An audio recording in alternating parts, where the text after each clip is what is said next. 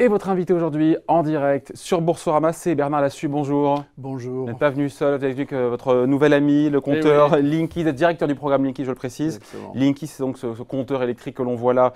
On l'a aussi en image, nouvelle génération, boîtier, on le voit bien, jaune fluo, équipé d'un capteur connecté qui permet de connaître en temps réel. C'est une vraie innovation pour le coup, et précisément sa consommation électrique.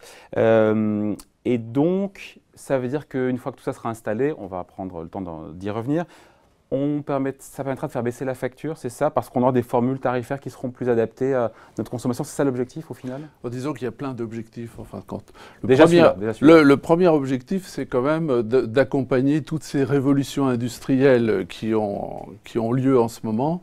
L'avènement des énergies renouvelables. Il y a plus de 400 000 producteurs d'électricité raccordés à la distribution. Il y a les véhicules électriques, il y a 100 000 véhicules électriques purement électriques. Vous allez bientôt avoir le stockage. Enfin, il y a énormément de choses. Il faut repenser le réseau et c'est pour cela qu'on met des objets connectés. Et là, vous le repensez à l'envers parce que Linky est à l'envers. Vous remettez-le à l'endroit. Voilà, c'est mieux comme ça, voilà. Donc, je ne le voyais pas. On baissera la facture, on aura une facture parce qu'encore une fois, on aura une consommation, on fait une facture qui sera plus proche de la consommation. Et comme on baissera sa consommation, derrière, il y a des économies au point de vue de facture, d'énergie, de facture. Déjà, il y a une première chose, c'est qu'on va pouvoir facturer à la consommation réelle. Vous savez qu'en ce moment, on fait des relèves tous les 6 mois et donc on a une estimation. Et après, il y a un ajustement. Voilà, il y a beaucoup de réclamations avec tout cela. Là, au moins, les choses seront claires et nettes. Et puis la deuxième chose, c'est qu'au travers d'une meilleure connaissance de sa consommation, si on adapte ses comportements et autres, on va pouvoir jouer sur ça. Les économies d'énergie ne viennent pas du compteur, mais viennent du comportement des gens. Voilà, ça c'est toujours le compteur, il est communicant, et puis ensuite après c'est comment on l'utilise. Et puis il y a une deuxième chose, c'est que le seul intérêt financier, c'est donc d'avoir une facture en temps réel par rapport à sa consommation. Alors il y a ça. Et non plus une facture estimée avec après une régularisation. Mais il y a aussi un autre aspect, c'est le fait que les fournisseurs d'énergie vont pouvoir adapter en fonction de la consommation de chaque client des offres qui vont être très liés à la consommation de chaque personne. Par exemple, donner des tarifs concernant le week-end ou en fonction de taux d'occupation de l'appartement, eh bien, c'est clair que les fournisseurs d'énergie vont pouvoir construire des offres très adaptées.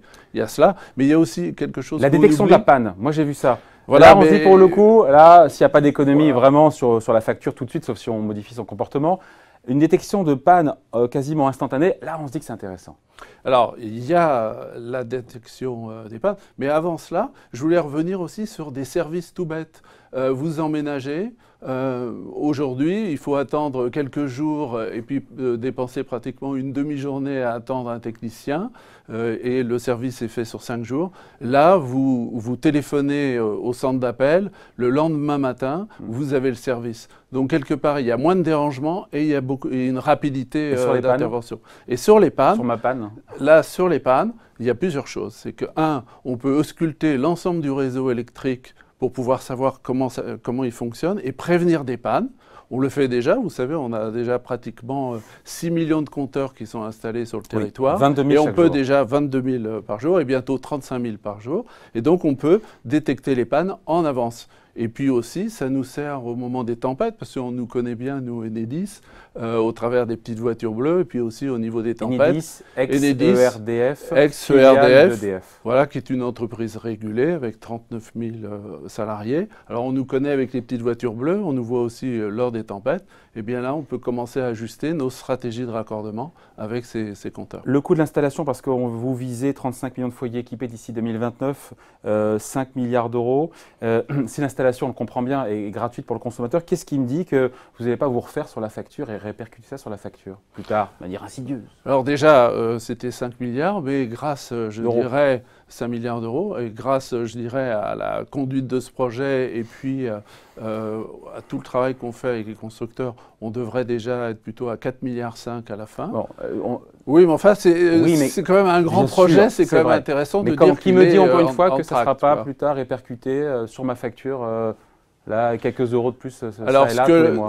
Ça va être totalement gratuit, la pause est totalement gratuite. J'entends. Et puis ensuite, après, quand on aura l'ensemble des bénéfices qui sont associés à la mise en place des compteurs, eh bien, les répercussions se fera sur la facture.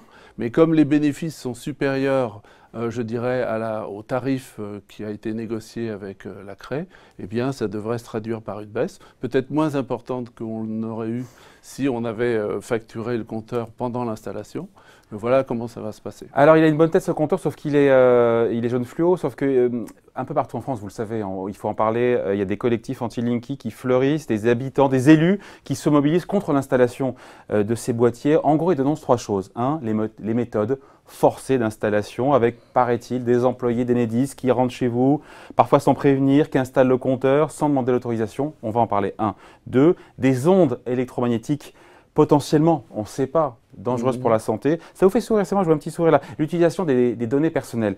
On prend ça dans l'ordre. Est-ce que c'est vrai qu'il y a des électriciens ou des personnes qui débarquent chez les gens, qui installent sans prévenir des boîtiers Linky? Est-ce que vous trouvez ça normal? Parce qu'apparemment, ça arrive, que des gens aillent, alors qu'il y a un refus qui est notifié par huissier, qui est scotché sur le compteur, et qu'on change quand même le compteur. Alors, vous croyez que c'est un projet qui va durer 6 ans. Vous pensez que si on forçait la porte déjà des pratiquement 6 millions de citoyens français... Non, pas sur 6 millions, vous avez compris. Mais non, mais il y a des poches de quand même. résistance. Elles existent. Non, attendez. Vous ne les sous-estimez pas. Vous ne les sous-estimez pas. Non, pas du tout. Mais c'est que c'est quelque chose, on en pose 22 000 par jour, bientôt 35 000. Si ça se passait aussi mal que ça, on aurait des taux de refus pas possibles et on aurait carrément des levées de boucliers. Quels sont les taux de refus? Très faibles. Je les donne pas parce que systématiquement les opposants se donnent des objectifs pour essayer d'augmenter. Mais ils sont excessivement faibles. Donc pour vous, c'est un non-sujet? C'est pas un non-sujet. Ah. C'est pas un non-sujet, mais pas tellement par le problème du nombre, parce que nous sommes totalement en ligne par rapport à nos objectifs. On est quoi, c'est 1%, 5%? C'est de l'ordre de, allez, 2-3%, même moins. Mais si vous voulez, c'est pas le sujet. Le sujet, c'est ce qui est normal. C'est la pédagogie que l'on doit faire. Si je ne veux pas être équipé de ce boîtier, j'ai le droit de dire non et qu'on ne vienne pas le changer alors que j'ai dit non? Alors, il y a 2 choses. Vous savez que normalement, dans les conditions générales de vente, chaque client se doit de donner l'accès au distributeur pour qu'il puisse moderniser, réparer en cas de tempête, d'inondation ou de problème. Non, pas en cas de tempête. Je dis, c'est un exemple. Il faut qu'on puisse venir intervenir sur nos installations. Cette installation n'appartient pas aux clients, il appartient aux collectivités qui donnent la responsabilité au concessionnaire qui est Enedis. Que je comprenne, on n'a pas le droit de dire non? On n'a pas le droit de dire non. Alors par contre, le compteur, il est un petit peu, si vous voulez, réparti de 2 manières. Soit il est à l'intérieur des appartements, soit il est à l'extérieur. Quand il est à l'extérieur, nous le changeons, parce que quelque part, c'est notre mission de service public.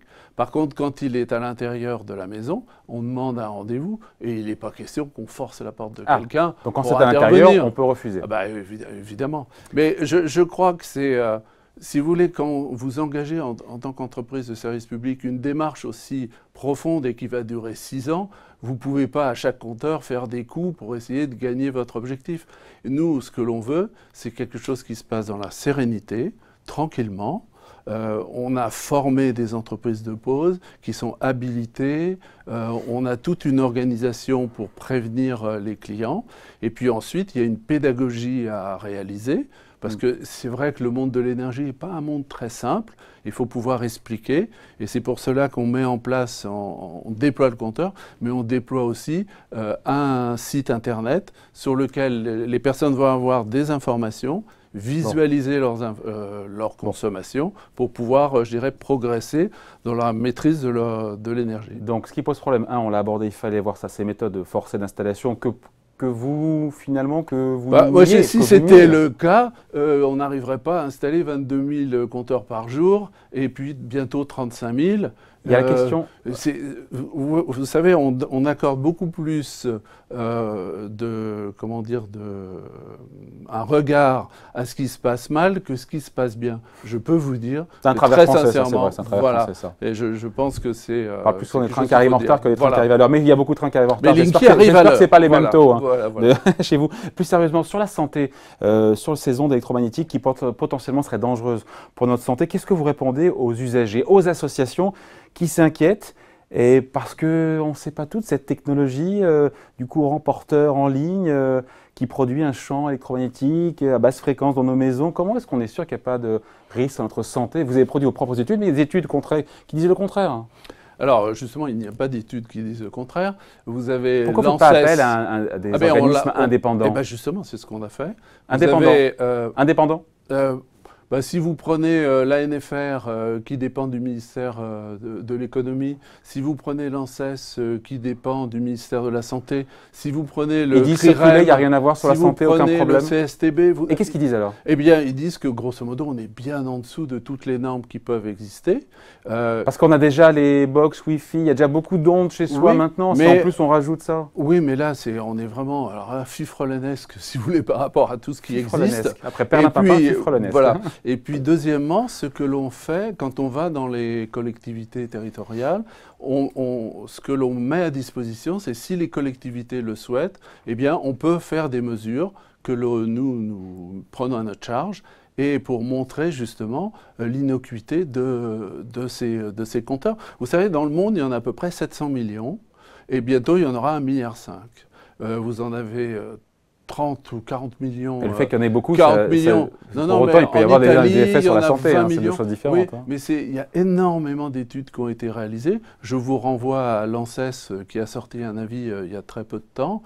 Et puis, il y a un protocole de mesures qui est en train de se négocier. Donc, tout va très bien à la marquise, il n'y a aucun problème sur la santé. Non, il ne faudrait pas... Moi, je dis, il n'y a pas de problème pour la santé. Il n'y a pas de problème pour la santé.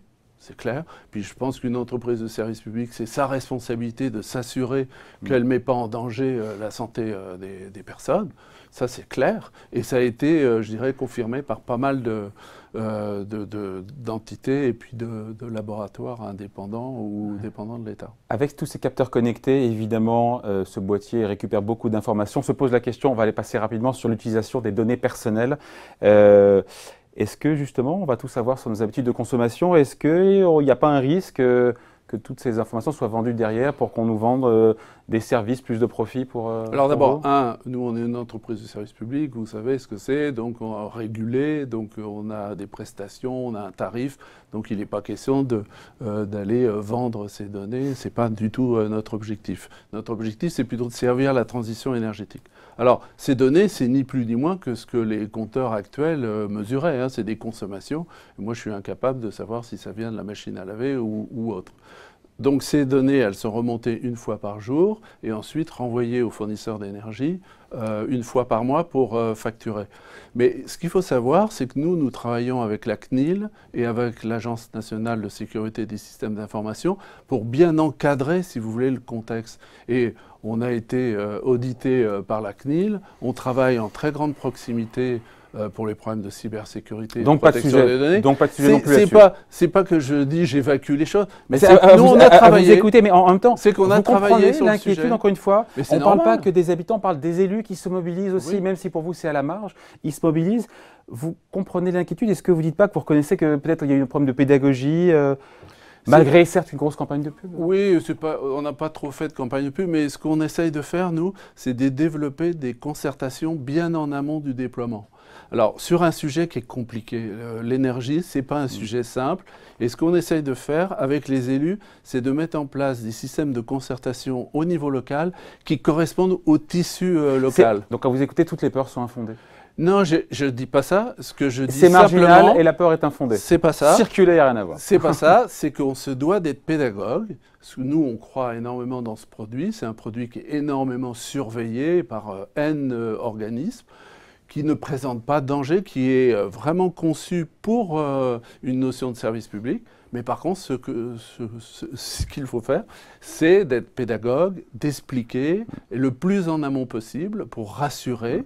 Quel message, justement, on finit là-dessus, Bernard Lassus, quel message vous voulez faire passer à celles et ceux qui nous regardent, qui font partie de ces collectifs, habitants, élus, qui se mobilisent contre vous? Qu'est-ce que vous voulez leur dire pour calmer cette inquiétude? C'est que nous, on est, comme on le fait, complètement ouverts au dialogue. On a nos dossiers, ils sont ouvert aussi, pour pouvoir être totalement transparent, parce que je pense qu'un service public, il se doit d'être transparent, pour pouvoir, je dirais, répondre très concrètement aux différentes inquiétudes, que ce soit au niveau des ondes, comme vous l'avez dit, que ce soit au niveau de la protection des données, ou que ce soit pour la manière dont ça se passe sur le terrain. Et nous, ce dont on a besoin, c'est de la sérénité, parce qu'on a à peu près 5000 personnes qui bossent sur le terrain pour poser. Pendant plusieurs années On a 5000 personnes qui construisent les centrales, les boîtiers au sein de 6 usines qui ont été installées en France. Et ça devient d'ailleurs un véritable outil à l'international aussi. Je pense qu'il y a un savoir-faire français. Et voilà un petit peu ce que j'ai envie de dire, c'est qu'il y a de la sérénité à mettre. On a une chance parce qu'on va pouvoir accompagner la transition énergétique.